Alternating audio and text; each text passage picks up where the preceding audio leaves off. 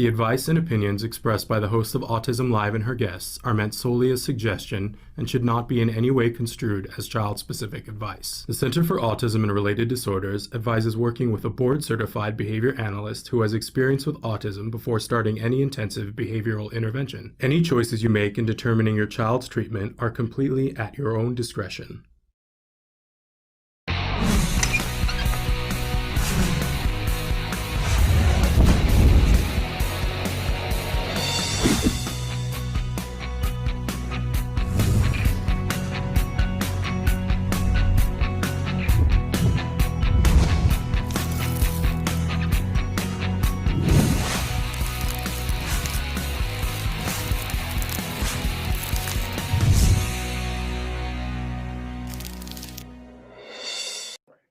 I was so close. I was going to have this done before we started the show. I am Shannon Penrod, and you're watching Autism Live and a Crazy Woman. I was saying to Traven, my son likes to print things on a 3D printer. And when they print, it prints all this extra structure stuff that holds it up so that it can print, like an angle or something. And then he knows my favorite thing in the world is to pull the extra structure off. Oh, I'm so close. I'm so close, you guys. So I'm just going to pull on this while I talk to you guys. We're here live with you for the next hour, and it's Halloween week. So we're going to try to have some extra fun this week and do some extra fun things. In fact, we have our Halloween show. Okay, I got to put this away. Can you say ADHD? Yes, I can. Anyway. Thrilled to be here with you on this lovely Monday morning, and thrilled to be with you on this new format. We're still playing with it. We're trying something new with the sound. I have a clip-on microphone on now instead of just the computer microphone. We're hoping to reduce some of that feedback that you guys were saying that we were having. So let us know. Let us know if the sound is working better for you or less good for you, as it might be. Thrilled, though, to be here with you, and there just aren't enough hours in the day, are there?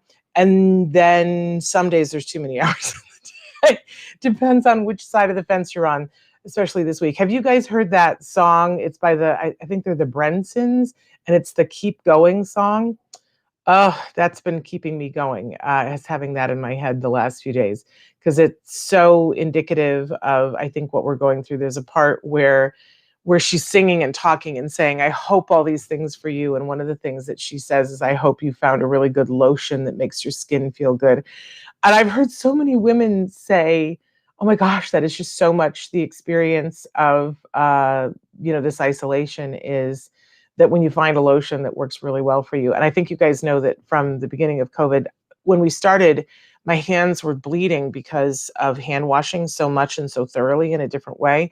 And this is my lotion. It's organic, and it's fabulous. And I try to remember to put it on before, at the start of every show. And sometimes I outsmart myself. I'll put it on, and then my fingers are too slippery to do the unmute button. But that's just something fun extra. But we're all keep it on going. And that's what we're doing here at Autism Live. And I'm so privileged to be able to do that with you. You mean everything. The show is meant to be interactive. In fact, there's lots of different ways that you can participate today and every day. So Traven's going to show you some of those. I'm just trying to adjust my earbuds so that I can hear myself a little bit more. There we go. Okay. Oh, no, it fell out. There we go. We're going to go one ear and see if that works. So if you look at the first column, it's all the places that we're live right now, including at the bottom, autism-live.com. That is our website. So you can see that we're live on YouTube, Periscope, Facebook, Twitter, and on our homepage, autism-live.com. The second column is that all the additional places that we then podcast to, where we're a free download. So that's iTunes, Apple Podcasts, Spotify, iHeartRadio, Ghana, Amazon Music, which is new, Google Podcasts, Deezer, and we are on more sites than that, but those are the main ones. If we're not someplace that you want us to be, please, please, please let us know, and we will definitely check it out. I want the person who wrote in and said that you would like for us to be on Soundgarden. We're looking into it. So to see if that helps more people and makes us more available. But we also have a chat on our homepage, autism-live.com, and you can write in there. I will tell you that with the new format, it is a little bit more proficient. If you're watching us, proficient, is that the word I want? Is expeditious, I think is the word that I want, that it's faster. If you write into us on YouTube, Facebook, Twitter, or Periscope, it pops up immediately in my screen right next to it so that I can see what you guys are writing. Whereas the autism-live.com is much better, much more proficient if you're writing into us when you're watching the show when it's not live. Does that make sense? Once the show is not live anymore, we used to go back through and comment on all the comments on Facebook and the ones that we could get to on YouTube. It's no longer possible, and I feel bad about that. But I'm just telling you guys, if you want us to reply to something and you're not watching live, please go to autism-live.com. It archives those, and I can look at them at any time of day and night. So that works better. All right. We're so excited to be here with you this morning. I do remind you that we have lots of experts that are here on the show, and I'm not one of them. I am a very proud mom of a young man who was diagnosed with autism at the age of 2.5 and who teaches me something every day. And I am 100% clear that there is no expertise on my part. Now, I always like to say to you that I've been a mom of a person on the spectrum for 15 years now. And I've been doing shows about autism in a journalistic way since, and I say that in quotation marks, in a fun journalistic way since, it's like, I guess we're at 13 years now. So I've interviewed a lot of people. I still look forward to interviewing a lot more. I feel like I'm informed. So I like to say to you that I have an informed opinion, but that doesn't make me an expert. And I want to make sure that we're clear about that. Also, I want to be clear about the fact that this show is intended for everyone who is on the spectrum and everyone who loves someone or a great many people on the autism spectrum. That's what this show is for. I know that we have many wonderful self-advocates who will write into us, and I love the phrase, nothing about us without us. And we try this whole show is meant to be inclusive, and we try to feature people's stories as much as we can get people who are wanting to share their stories, right? But I also want to be clear that we do include the rest of the community, the people who love those individuals, because we feel like that's an important conversation too. And for us, that makes up the whole, the larger autism community, which I consider myself very much a part of. So that's who we're here talking to, individuals who are on the spectrum and everyone who loves them. And our mission here is to provide information and inspiration to that large group of people. And, we try to get it done a little bit at a time, right?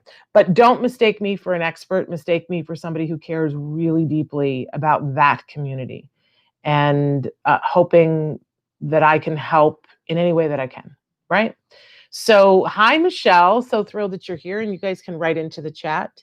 I think I've shared recently that my dad was Mr. Music for a while. He was the sound man on Romper Room. So many of you are too young to know what that is. But there was a TV show, and there was a woman who would stand there, and she would talk to the kids in the audience, and then she would say, "Mr. Music, please." And the sound man would put on a record, and then everybody would do whatever they were going to do to the record. It was like before Barney and before Daniel Tiger, right? And there was a part in the show every week where she would hold up this mirror that had the thing popped out, and she would say, "And I see Bobby, and I see Joanne." And I always feel like that when I say, "I see Janet." Janet has seen that show, and I see Michelle, right? I sort of love that. I grew up on Romper Room, so that makes me happy. I need to get one of those mirrors but it's blank, right? Just, I see. I always wanted to do birthday shout outs for kids here. But we're at a time when, before COVID, most kids were at school. I guess a lot of people are at home now. If you want me to do a birthday shout out, just yell out to me and I will say happy birthday to anyone, your kiddos or otherwise. All right, enough of that. We have to get busy here because it's time for us to do what we fondly refer to as the jargon of the day. This is when we take on one word, one phrase, one acronym. We try to figure out what in the hey nani nani are the experts talking about. What does this term mean? And how can it help us? I'm giving a big shout out to Ian, who's not feeling well. Ian, I'm hoping that you get better and that you take care of yourself and that you got somebody to keep you warm and snuggy and make you something that will make you feel better. We're feeling for you. So back to the jargon though, today's term, it's one of my favorites. I hate the term, but I love what it is. And I loved when I understood what it was. And I'm going to rattle some paper for a minute, the thing that I always tell our guests not to do, because I can't explain the three-term contingency without a piece of paper. Okay, now I have a ragged piece of paper. So let's go ahead and let's take a look at what our actual definition is. This is what we like to do the actual definition, make fun of it, then give you a working definition and see if we can't make heads or tails of it. That right? Because these things can help us. So let's take a look here. The actual definition, I always like to put on my elevator voice, in operant condition, right?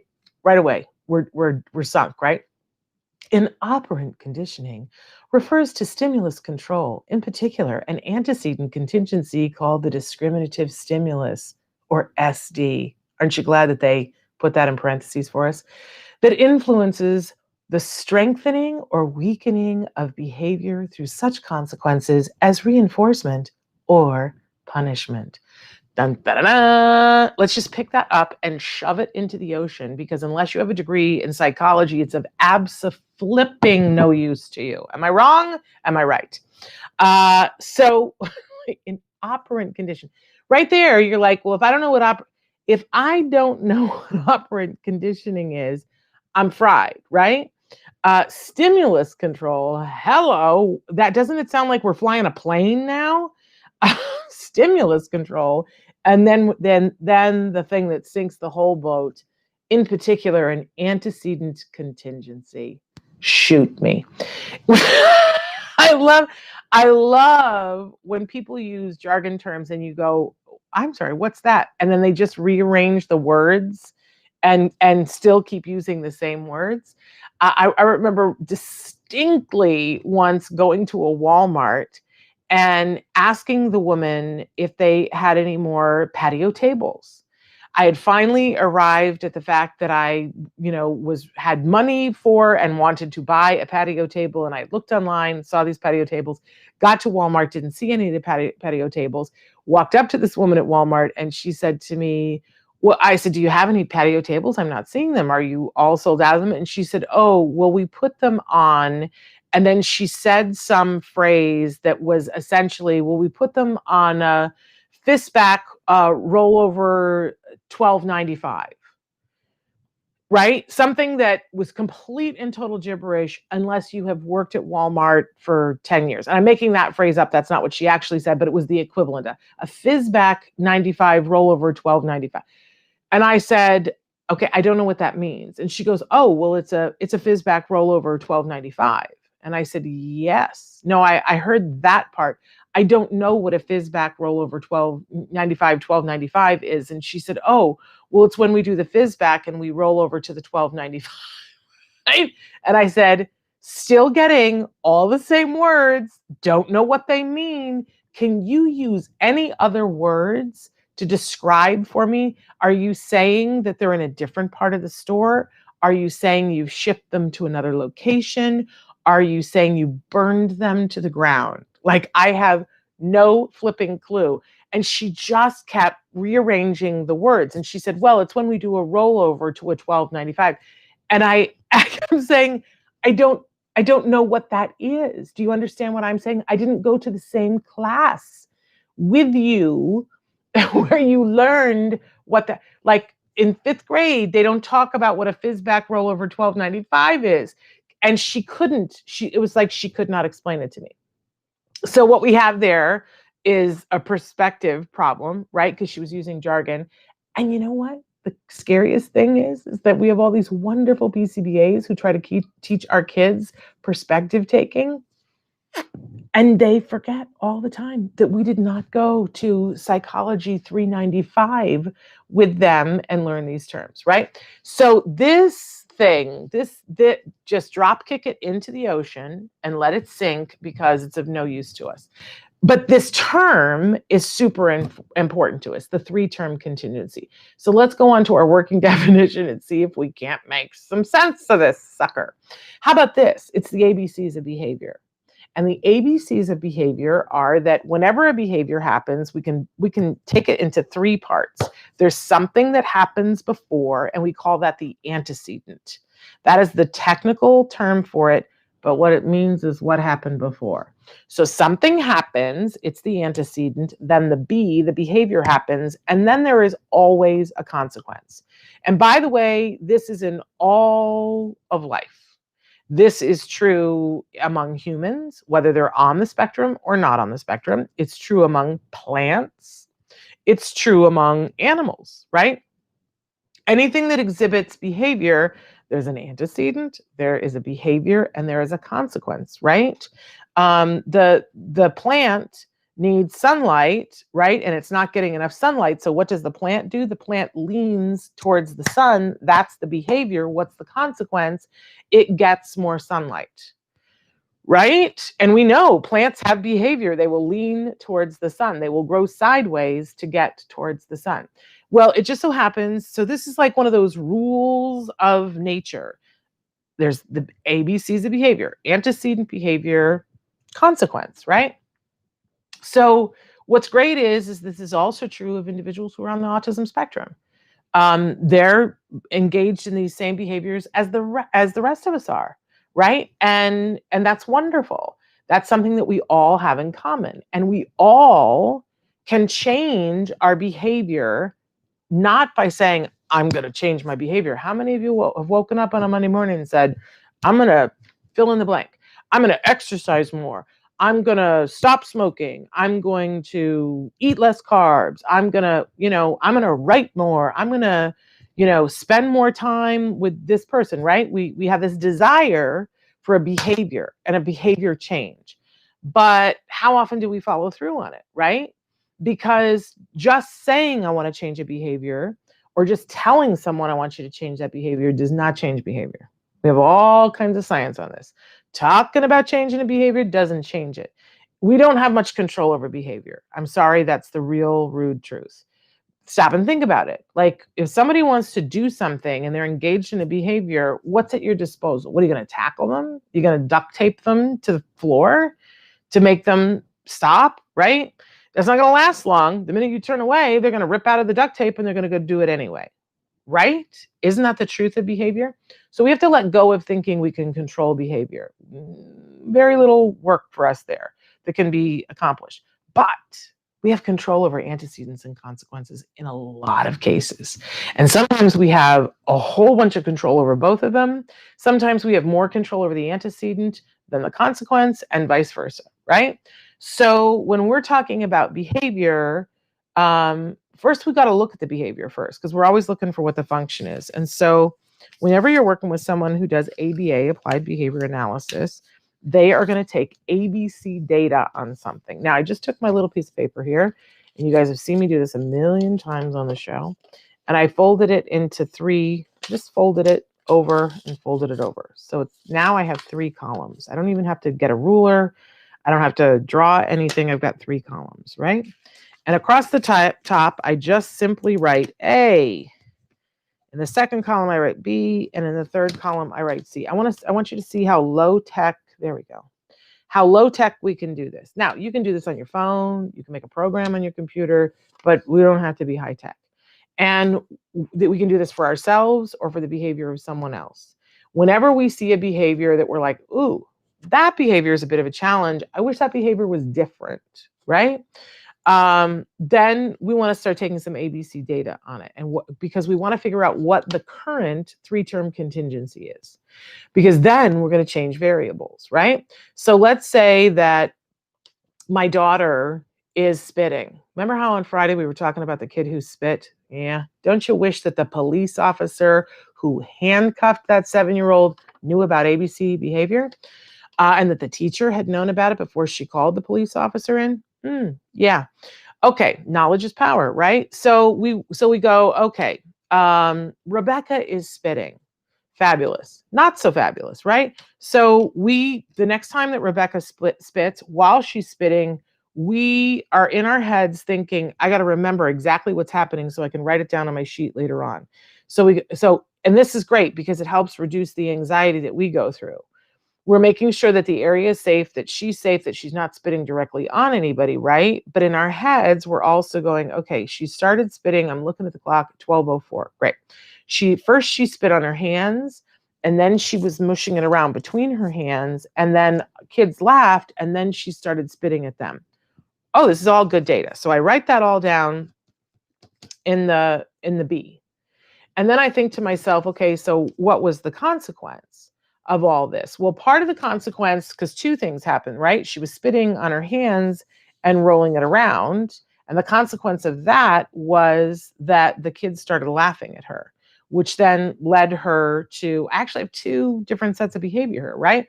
But so I'm going to write down the consequence for the first one, that the kids laughed at her. Then I got to think, what was the consequence when she started spitting at the kids? Well, I went over and said to her, hey, we don't do that. And I put her in a different part of the classroom. Okay, that's a consequence, right? Now, once I've got the behavior written down and I've got the consequence written down, I go back to the A. Okay, what happened before she started spitting on her hands? What were we doing? We had come back from lunch and we were taking a little bit of a break, and they were given some free time in the classroom, and she started spitting on her hands. Okay, so I write that down for the antecedent. Now, for the second part, she was doing the thing with her hands, and the second part, the antecedent, was that the kids started laughing. Right? And that's when she started spitting them. So I've actually got two separate behaviors here, right? I could write them all together, but I'm starting to see, wait a second, there were two things that happened here. And they probably have different functions, right? And now I'm going to draw a line underneath each behavior so that the next time it happens, I'm going to write the data again. And what happens is we start to see patterns that show up, because now I'm thinking to myself, wait a second, does Rebecca spit on her hands after every lunch period? Is it because she's bored and I'm giving them free time and maybe I need to give her more structured time? Or did she eat something at lunch and then go play and now she's got something stuck on her hands? Did I have her wash her hands before we took the free time? And if I'm a smart teacher, I might think to myself, you know what, tomorrow I'm going to play with the antecedent on that a little bit. I'm going to, during the free time, I might do one thing or I might do two things. I might have her, as soon as she comes in from the playground, go over, give her a little bit of attention and wash her hands and see if that takes care of it. And I might give her a little bit more structured activity during that free time and see if, is it boredom? I'm going to see if I can head this behavior off at the pass. Like, can I change what happened before so maybe it doesn't happen at all? And sometimes that's all you got to do, right? And I also want to think about the consequences, right? That she doesn't like it when people are laughing at her. So if I see that she has already gotten in there and is rubbing her hands together, I want to make sure that I bring her to a part of the classroom where the other kids can't see that, so that they're not making fun of her, so that she doesn't feel the need to spit on them, right? So that's me looking at the antecedents of different things. But I can also look at the consequences. That if when she's spitting on her hands and doing whatever, I can give her a direction and say, please go wash your hands, right? That's a different consequence than allowing her to do it and having the kids laugh, right? And if she spits at the other children, I really want to work on the antecedent on that one so that doesn't happen. But I would want to work out a consequence that isn't something that gives her a paycheck. Like, she might like going to the other side of the room and getting a break from the kids. And if she does that, then the spitting is going to continue to happen. So this is why we take the ABC data. This is why the 3-term contingency is like the keys to the kingdom. When you start to understand this, and that when someone is, they're fulfilling a need, the behavior, you should not judge, it's fulfilling a need. But what do we have control over? We have control over the antecedents and the consequences. And when we put better antecedents in and different consequences, and sometimes we just want to consequate the thing that we wanted to have happen. So for instance, we could say the absence of the behavior, right?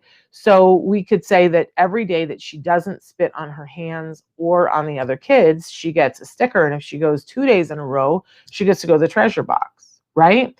Now I've changed the consequences, and she's much more likely to want to not spit than to spit. Yeah. Definition 101. Don't use the words in describing what a word means. Yeah. Well, we all are guilty of it, right? But It's so frustrating when that happens. Okay, moving on. We always have a question of the day for you. And our question for you today, after the three-term contingency, now we all know what the three-term contingency is. What is our question? How will you celebrate Halloween? This was something that we talked about. We've been talking about a lot. Are you doing it in the community? Are you doing it in your home? Are you doing it in a pod? Are you letting it go and not participating this year? Are you doing a new tradition? What are you guys doing to celebrate Halloween? I know for us, we have a couple of things now that are going on. My son has a birthday party Halloween thing that he's doing. We're planning on also going to the Ed Asner Family Center Halloween party that's going to be on Zoom. I think they're doing classes too as part of it. So that's really cool. And I know all this week and last week too, we're trying to watch scary movies together as a family that are appropriate for family watching. And I'm the person it has to be appropriate for, because I get tweaked out. I can't handle much, right? But like I can handle the Ghost of Mr. Chicken, but I cannot handle some other things. So that's how we're celebrating Halloween. None of us is really participating in anything that's candy related this year, because we're just trying really hard to keep our sugar down as a way to help ourselves with everything that's going on. And so we're steering it away from the food thing and steering it away from the candy thing. And I just want to say to everybody that we were always that way with my son with Halloween. If you have a little one who really would not benefit from artificial colors and artificial flavors, I want to encourage you not to buy it. If you're trick-or-treating and they're going to get it in their basket for something else, what we did very early on was that we said that there was a Lego fairy, and that the Lego fairy loved Halloween candy, and that if he left all of his Halloween candy on the dining room table, the Lego fairy would come and get it and would leave a Lego. And so that was great. Now, Ian has written in and says that he loves candy.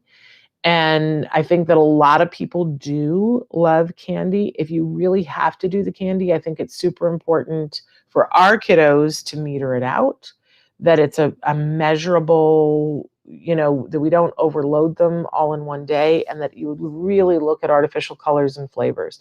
Try to go as natural as you can. It's so easy now. Everybody sells natural, like it used to be. I had to hunt and hunt and hunt, but everybody, Walmart, Target, your local grocery store has something even organic, that like they have those fruit chews and they have lollipops. There's a company, it's Earth something, but they make great candy, great lollipops. They're better than your average lollipop. They're not, I think they're just this much more expensive, and you won't get all the reactive colors and things like that. So I really want to encourage you. But even then, you don't want to be giving them a whole bag. If you do, you want to talk about ABC data, take some ABC data on what happens to your kiddos when they do sugar and artificial colors.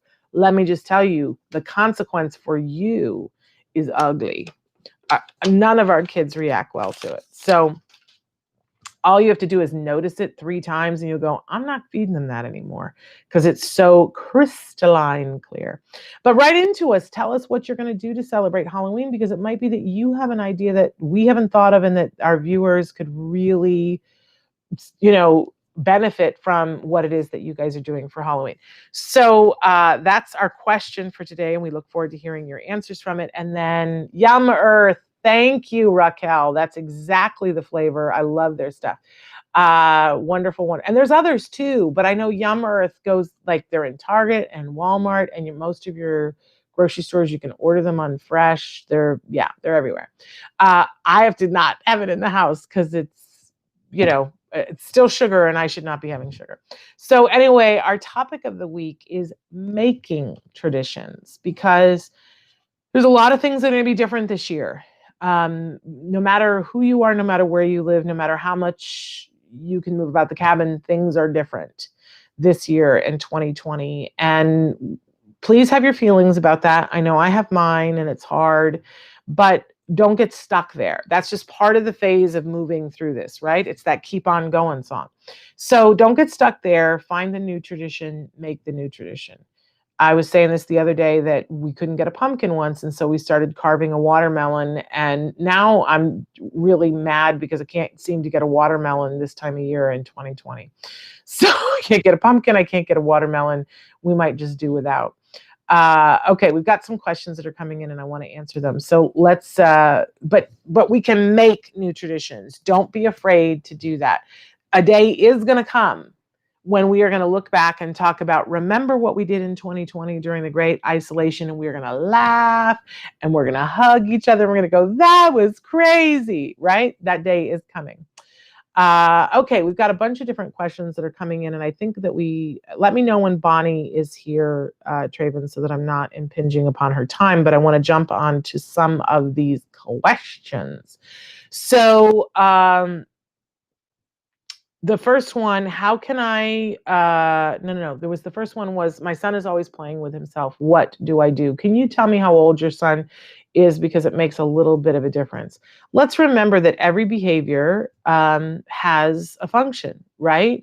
And we know that a Maslow's hierarchy of needs, that sex and sexual pleasure are a part of the regular hierarchy of needs, and they're pretty high up.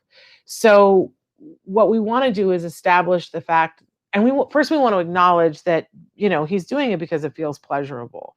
So there's nothing weird or odd or inappropriate about that. The thing is that there's places and times, right? Just like, there was a point where for most of our kids, we have to teach them that it's okay to be naked in the bathtub. But it's not okay to be naked on the street. It's okay to be naked, in the bathroom at school. It is not okay, not naked, but to take your pants down in the bathroom at school. It is not okay to take your pants down in the classroom. So we really want to be teaching about places and times where things that are appropriate and things that aren't. A great thing is that a lot of our kids are very rule oriented. So we just make rules about it, that we, I believe, and everybody has their personal beliefs, that we don't try to shame anybody about anything. And that their body, there's nothing shameful about that. And there's nothing shameful about the pleasure that they feel when they're doing that.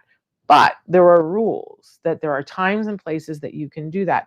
And we were talking about this the other day, that even with, we can try to block it when it's time, when the time and the place are not appropriate.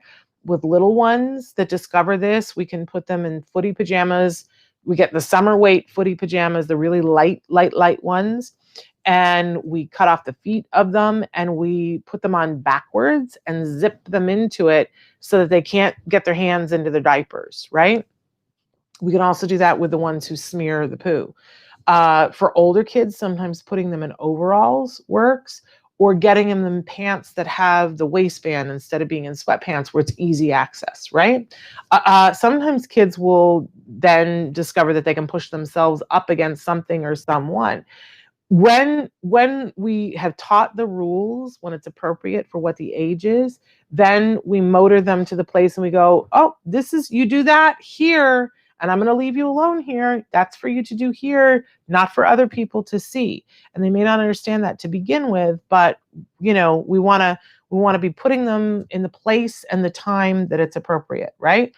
The other thing is to give them something to do, that, because a lot of times it's like, well, I got nothing else to do. I'm bored. So, I think I'll do something that makes me feel good. So giving them something else to do that competes, like it's very hard to be doing that while you're doing something with your hands that's really fun.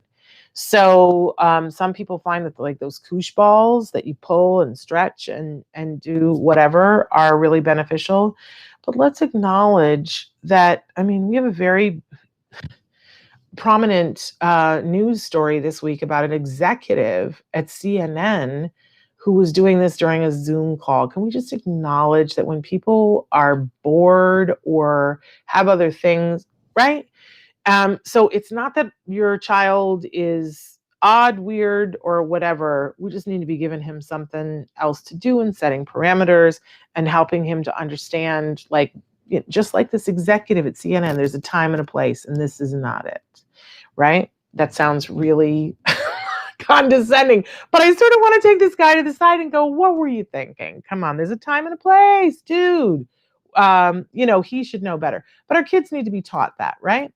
Okay, so moving on. Hopefully that was helpful to you. How can I make my autistic toddler to become verbal?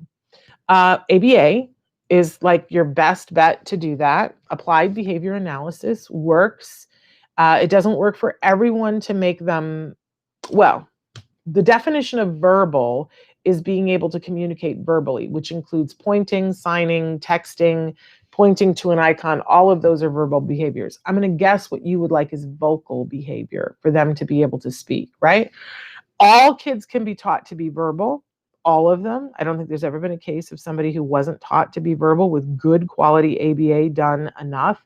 And I think that we're at the point where it's 87%, it might even be slightly higher now, of kids who start young with ABA that can be taught to do vocal speech. That 13% that still aren't, a lot of times it's because there's what they call a comorbidity. There's an additional diagnosis, and often it's apraxia. So at some point you'll want to make sure that you're not dealing with apraxia, but all individuals deserve the right to have verbal behavior, and we know that we can get to it, that they can communicate their needs. And I believe that everybody has the right to see if we can get to speech. And I've seen even individuals with apraxia get to speech, but I've not seen it happen without a ton of ABA. With apraxia. Now, there are some kids who learn how to talk without ABA. It just takes them so much longer, and they get further and further behind, and then there's more to be done. So if I could give you ideally, ABA, intensively, good quality ABA, and then if you have time, in addition to that, because I'm talking about if this child, you said toddler, right? So between the ages of 2 and 6, really, we'd like to see 40 hours of ABA to start at whatever age they're at. So if they're 4, 40 hours of ABA. If they're 6, 40 hours of ABA. If they're 2, we probably want to start at like 20 and ramp up to 40, right? But they won't need that forever. Probably 2 years of 40 hours a week and then tapering down, right? But if you have time within those 40 hours, outside of that 40 hours, excuse me, in addition to that, doing speech is also a great companion piece. But if you only have time to do one with a toddler, ABA. Hands down, this is how my son learned how to talk. I had a toddler who was not talking, and this is what we did. Do we have a card in the zip code? I'm going to look this up for you in a minute when Bonnie's here and talking. 78161. Where is that? That would help me if I knew.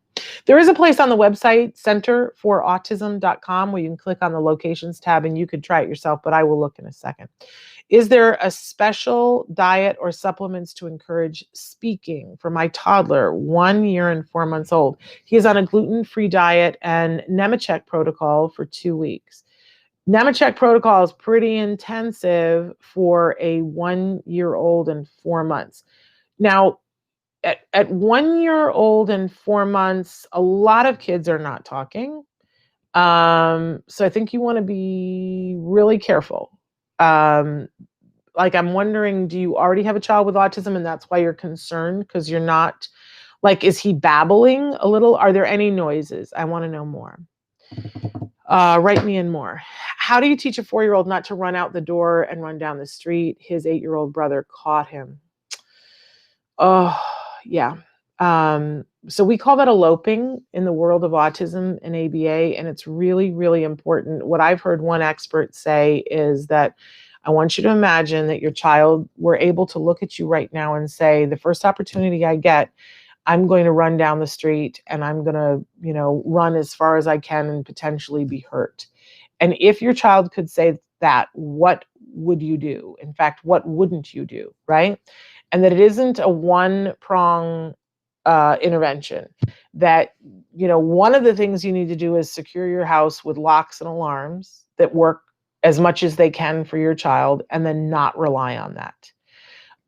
One of the things that you need to do is be doing good ABA and have them start to work with getting him to communicate when he wants to go someplace. Like, that the rules are, I want to go outside. I had my son do this. I had locks and he went out the front door.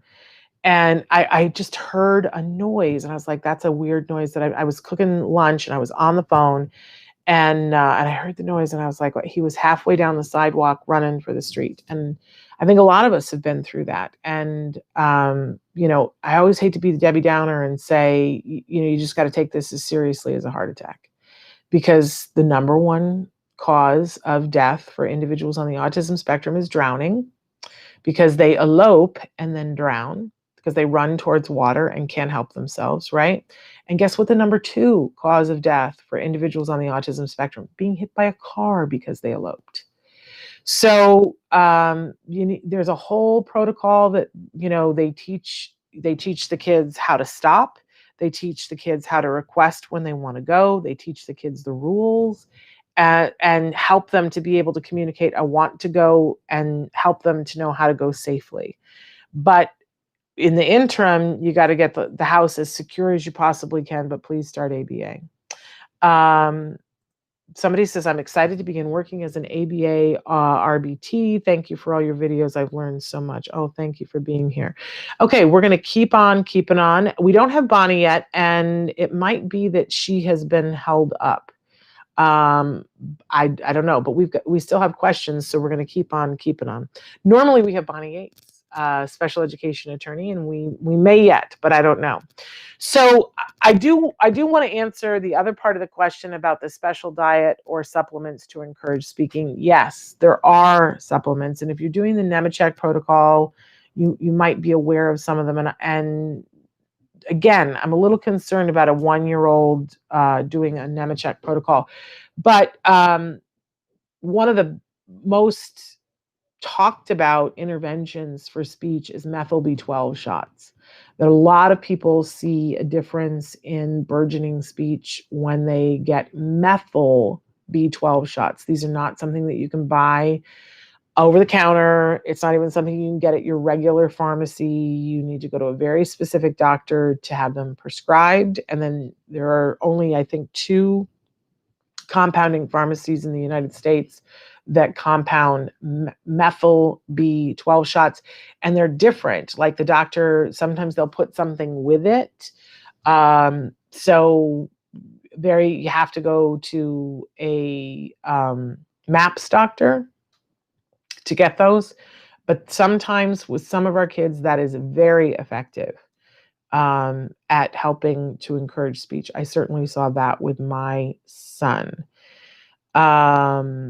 And thank you for saying that you would like for your toddler to be able to speak.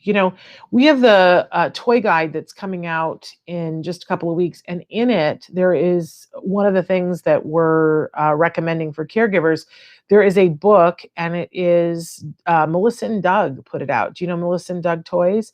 And it's called, I'm not going to remember the title, but it's something like getting your toddler to speak. And it's lots of little tips for when you're sitting on the floor and playing, how you get them to speak. Melissa and Doug, and it's on our toy guide this year. Ian says that he was in ABA. And Ian, I'm wondering, because we get a lot of individuals who come on the show that will talk about having done ABA, but unfortunately, a lot of them have not had good quality ABA. And I'm wondering, Ian, if you had good quality ABA and if it was helpful to you. As a godmother of an autistic child, what do I need to do to secure my house for when they visit?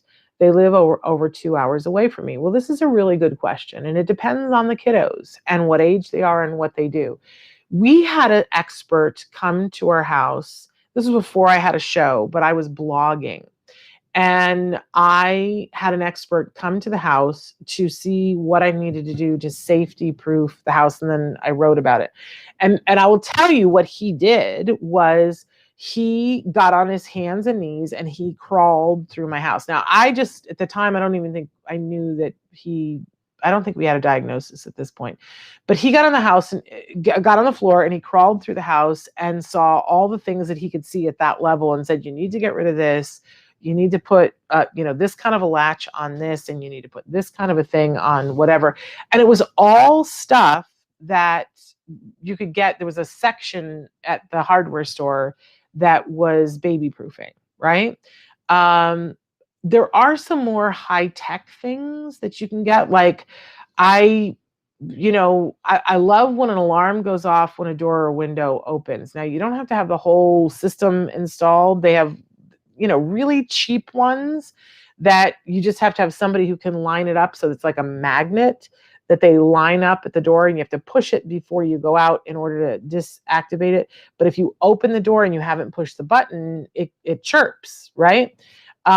Really easy kind of thing to do that, could be helpful. If you have a pool, you got to get one of those sensors that even if you throw, a water bottle into the pool and it disrupts the water, that an alarm goes off. I know everybody hates those because a leaf will come along and it'll set off your pool alarm, or a squirrel will come along and it sets off your pool alarm. And I say, you know what? That is so much better than having a child drown. It's annoying, I get it, but I'm a big fan of those pool alarms. Um, uh, and talk to either your son or your daughter, whoever, or both of them, whoever is the son-in-law, daughter-in-law, whatever, and say, what kinds of things should I have in place? I'll tell you, a grandparent who says, what can I do to make you more comfortable while you stay here? What can I do to make it safer? Oh, you'll earn so many gold stickers, like brownie points, right? That's a good grandma. I absolutely love that, Janet. Okay, so yes, he is autistic. So man, you've already gotten a diagnosis at 1 year and 4 months. That you are on it, girl. He is autistic and he was babbling a lot, but that was 2 months ago. Right now, he is not the same and like becoming quiet with a few babbling to the same type of sounds. Okay. Well, you know what I'm gonna tell you, because you're so on it and you're already doing the Nemechek protocol. Have you already been to TACA, TACAnow.org? They're in their last week of their virtual convention where they're doing live feeds every single day this month with different those MAPS doctors that I was talking about and different experts and parents. And there'll be people who are very familiar with the Nemechek protocol. It won't be like, what's that? They all know what the Nemechek protocol is over there. And they can help you find out about the methyl B12 shots. And it's a parent group. It's a parent support group. And I think that you will find really like-minded people who can help you. I would say to you, because you've caught it so early, that he's just in the beginning where he would be babbling anyway. It would not be amiss to start working with a really good quality ABA company, and have them show you some things that you can be doing with him. And you just want to fill his every waking hour with things that are engaging for him. Because you've caught it so early. Most of the time when kids are diagnosed, they're already a year behind. They're typically developing, I hate that, but the typically developing peer structure, they're a year behind. And a year is a lot to get caught up on. It's not impossible by any stretch of the imagination, but it's a lot to get caught up on. Then when we get into kids that are diagnosed at 5, now they're like 3.5, 4 years behind, which is much more. And when you have a child who's 8 who's diagnosed, then it's, we've got a lot to catch up on. At a year and 4 months, you might have a couple of months to catch up on, which we've seen people be able to go in, intervene, and get the child caught up and working on the right trajectory so that they don't even, their diagnosis doesn't hold up even when they're 3 and 4. And some kids that it appeared that they were going to be diagnosed that didn't end up being diagnosed. So I throw that out there to you. But TACA is going to be really helpful to you, and working with really good ABA. Yes, I heard about methyl B12, but they said it might not be effective one for my kid because some of them get the best result if they're, more than I do, the hydroxy type of B12. Yeah, TACA for you. because you know more than I do already about that. And anytime it's biomedical, I always refer everybody over to Taka. Those are the parents who know the ins and outs of that. And when I have a question, I call up Lisa Ackerman, who is the founder of Taka, and I go, what's up with that, right? I would definitely head on over there, be a part of their online conference that's every day in the month of October. Okay, somebody else said, I'm also an LMT and a background in complementary medicine. Do you have an opinion about massage therapy in autism? I do have an opinion about the fact that people who are on the autism spectrum have wants, needs, and desires like everybody else. And so when we find things that are reinforcing, like they like something for that individual, then to me, as long as it's not harmful, I'm going to like almost anything. Like people ask me all the time, what do you think about equine therapy? I'm like, well, if the individual loves horses, then it's going to be great. If they're terrified of horses and they don't like being outdoors, it's going to be an uphill climb. You know what I'm saying?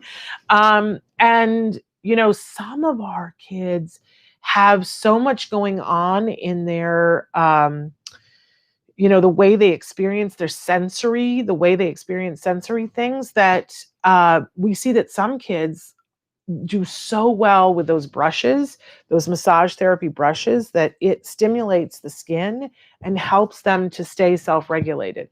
We know that for other kids, my son would always try to climb me like I was a tree. He wanted to sit on the top of my head. And I was like, what is that? It's weird. It's odd. It's uncomfortable for me. And he's getting bigger. What's going to happen? Like, is he going to be 14 years old and try to climb me like a tree? I'm not going to make it. He's going to snap my neck, And then we started doing ABA, and they said, oh, he needs a certain amount of pressure on different parts of his body, because he kind of feels like he's floating through space. And the way he's expressing that is that he's grabbing a hold of you and he wants to be on top of your head. And we found that we put him on a sensory diet, and the therapists, when they were there, would do this with him. But when they weren't, it was up to us. And once every hour, we would do something where we were squeezing him. And if I squeezed him and literally very gently, sort of squeezed his head, then he didn't climb on my head. And I was like, well, look at that, right? And we used to do, every night it was bath night. And for a while we were doing, because he had horrible eczema. And, that's your skin saying, I'm having trouble catching up. And so we had this cream that had Epsom salts in it. So he would take a bath, and then we would do this cream and lotion him all up, and I would massage his little toes and everything. And we found he slept better. And I do think that it was as much the cream as it was the massage, right? So I think a lot of us do better when we have massage done, Now, some kids, excuse me, don't like to be touched. Excuse me. That's not as many kids as it used to be, but some of them don't. So for those kids, then no, I don't, but that's why I say I think it's really individual for the kids. What is pleasurable for them, to them, what actually helps. I don't think it's I just can't ever think of it as a one size fits all, right? Okay. Hi, my nephew has autism. He does a lot of venting behavior. Sorry if that's not how you say it. And he walks in circles. He's 9 years old. Is there anything that his mom can do? And can you write me a little bit more about what you mean about venting? And I'll talk a little bit about how maybe as an aunt that you can be of support. It's really hard when you're a parent of someone that's on the autism spectrum. The thing you want more than anything else is for them to be accepted. And I think, it's wonderful that as an aunt, you're like, I want to do something to help my niece. What a wonderful, wonderful, wonderful thing. I just want to put it out to you that it might be that your niece she might be in a place to hear about resources. She may not. You can go to her and say, hey, I watched this show about autism the other day. Have you ever heard of it? Like, is it something that you're interested in? I kind of liked it, whatever. And she might go, oh, no, I don't want that. And just be prepared for that. And that's okay, because she's in wherever she's in with this. But if you want to be super supportive with her, offer to, say, how can I help you? Right? Be like, offer. And I would encourage you to say, can I watch him sometime for you so that you can take a break? And she may not think that you're capable of it, because a lot of times we think, I can't leave him with you because you'd be horrified, right? And if you offer to learn, like if they are doing therapy, if you say, can I come sometime to learn, because I love you and I love him and I just want to be here to support. Sometimes that's the best thing that you can do to support a family member. Now, there are all kinds of things that can be done if he's walking in circles. Oh, and he's hand flapping. Okay, yeah. Well, we always say that there's a function for everything. So if he's walking in circles and he's hand flapping and he's talking, there's a function for him. That's his way of processing. Have you ever been upset about something and you find that, you're like scrubbing the sofa and in your head, you're like talking to the person you're mad at and you're like, "Oy." And it's like you're having a conversation with them and you're like, you don't get to talk to me that way. And they're not there, right? So imagine if you're a kiddo and you don't have language and you don't know how to talk inside your head, and you're not, you don't know that maybe scrubbing the sofa or scrubbing the stove is the thing that helps you to process when you're upset about something. So, that could be it. That could be why he's walking around in a circle and that he's processing something. I guarantee you, though, whatever it is, there's a paycheck for him in each one of those behaviors. And we've talked to so many individuals on the spectrum and found out that hand flapping has many different functions. Some people do it because when they do it, they're bored and they can see colors. Try it. Hand flap with me. Like there's benefits to it. It moves air. I'm getting air right now by doing this. And there's also, it's almost like rocking. There's a movement to it that, it can be soothing. Or if I'm trying to be awake and be aware, this can wake me up too. Like, think about it. There's all different things for all different kinds of people. So I can't possibly know. And by the way, not an expert to begin with, but I haven't met him. I don't know for him what it is. All I can tell you is that it's helping him with something. And if they get good quality ABA, they'll help his mom to figure out what this is, what the need is, and how for him to get the need in a way that doesn't prevent him from doing other things that he wants to do. Because if this is the way of calming myself down, and what I really need to be doing is make myself a peanut butter sandwich, I can't make a peanut butter sandwich and do this at the same time. So we want to give him more tools, but not take it away without giving him something else. So, but, honestly, the best thing that anybody can do is to accept our kids for the way they are and to be supportive and to offer to babysit from time to time. If you feel like that's something that's frightening for you, there is training that you can get so that it doesn't have to be training. Also, do you have a blog or a website where I can find the info? You were saying, thank you so much for your recommendations. So we do have a website. It's autism-live.com. And every video that we've ever done over the last 10 years is on there, and you can search by topic. We stopped blogging because it was just taking so much time. But there are books. It depends on what you want to work on, because it's all very centered on different things. Like, for instance, if you're trying to take care of tantrums, the book that I would recommend is Dr. Jed Baker's No More Tantrums, right? But I guess so it's like, which thing would you like to know about first? And I could tell you which book I would recommend for that.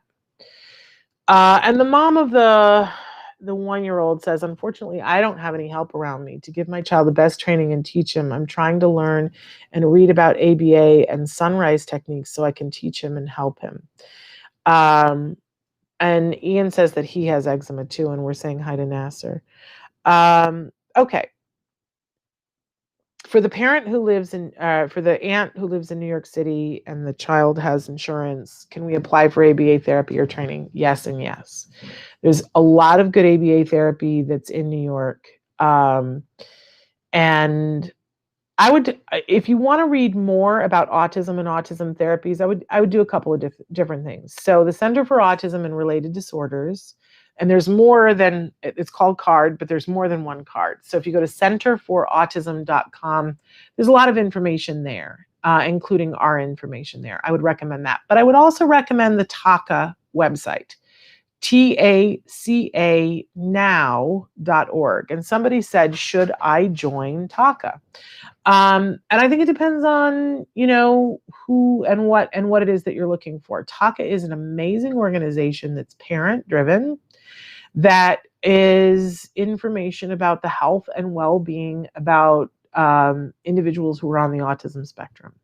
And it talks about therapies, and in particular biomedical therapies, but that's not the only thing they talk about. They have an expertise in the biomedical that I think supersedes everybody else. I think it's the place to go if you're interested in that.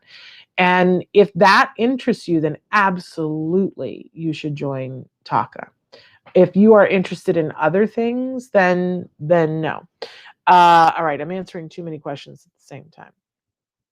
So if you're in New York and you have insurance, I would recommend that you go to centerforautism.com, click on the locations. And I didn't look before. I'm going to go there right now with all of you. And we're going to look on the locations together. Sorry, you guys. I'm worried for Bonnie. I don't know what happened.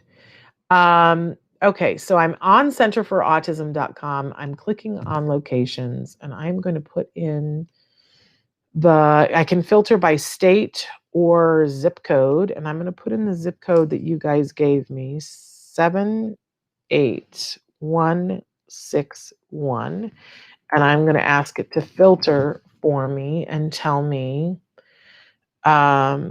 what it says. And it says it says it will show me within 25 miles, and there is nothing within 25 miles. So if you tell me what the state is, because I don't know what that is, then I would go back and look and see if I can find that for you. But for that zip code, there is nothing within 25 miles. And in order to go to a CARD center, you have to be within 25 miles. Now, if you can't go to CARD and you want to find a good ABA provider, there's a couple of places that you can go to look. On Autism Speak's website under resources, you can put in your city and state, and it will tell you the resources for everything that they have for autism. They don't update it, so you have to take it with a grain of salt, and you got to weed through, but you can put in ABA providers, but you can also put in other things as well to find other therapies that are available close to you. That's not going to tell you whether they're a good quality one. Then it would tell you to go to your local support group, find a local support group, and say who are the best ABA providers. The other thing that you can do is you can go to bacb.com, and you can click the link for find, I don't know what the word is that they say, find a certified, because what you're looking for is a BCBA, a board certified behavior analyst. It'll tell you all of the BCBAs within a certain mile radius of where you are. You should not assume that they are all experts in autism. There are many board certified behavior analysts who don't work in the field of autism. They work in the corporate world and the sports world. But you could call them one by one and say, do you work with individuals with autism? What's your expertise? Do you work with a center? So on and so forth. I find that is better than just looking for an ABA center, because you're going to find some schlocky ABA centers if you go the other way. So bacb.com. There are many good ABA providers in Queens. I can tell you that. So, you know, and there, if you, there's card offices close enough to you if you're in Queens that you could go to a Center for Autism.com and be able to find them. But I will also tell you that because of COVID, there is a terrible, terrible shortage in therapists everywhere, in every state, at every ABA provider. It's very hard right now. You need to like steel yourself and know that it's going to be hard. I want to also, oh, we're so past time. Traven, I had no idea. And I'm late for a meeting. I also want to say to the mom who said, I'm trying to learn about ABA and the sunrise technique so I can help him. Because you have a young one, I don't know, but I can tell you that if what you want for your child is to get caught up, Sunrise is not going to do that. Sunrise, I don't want to denigrate them because I think they are very good at some things, but if what it is that you want your child to be caught up, I've met a lot of people. I don't know anybody whose child has been caught up by Sunrise. I don't want to say anything negative about it. It's just, if that's your goal, is to get them caught up and to get them speaking, the thing that is found to be most effective to do that is good quality ABA. Yeah. So, I hope that helps you guys a little bit. I'm so sorry that we didn't have Bonnie, but I'm so glad that we had the opportunity to have these conversations. I must go. I'm supposed to be someplace else. We are back tomorrow, and we are doing our Temple Grandin Marathon tomorrow, so you guys will love that. We're hoping to have Temple back in a couple of weeks live, but these are a compilation of different times that she's been with us. So until then, we're back on Wednesday with Dr. Grant Bichet. And I just want to say on Thursday, we're having Elaine Hall from the Miracle Project. And on Friday, it's the Halloween show with Nancy Allspaw Jackson. And we're also going to be joined by Matt Asner and Matt, his lovely wife, Nava Paskowitz Asner. So that's the week. We're back tomorrow. Until then, give your kiddos a hug for me and one for you too. Bye-bye for now.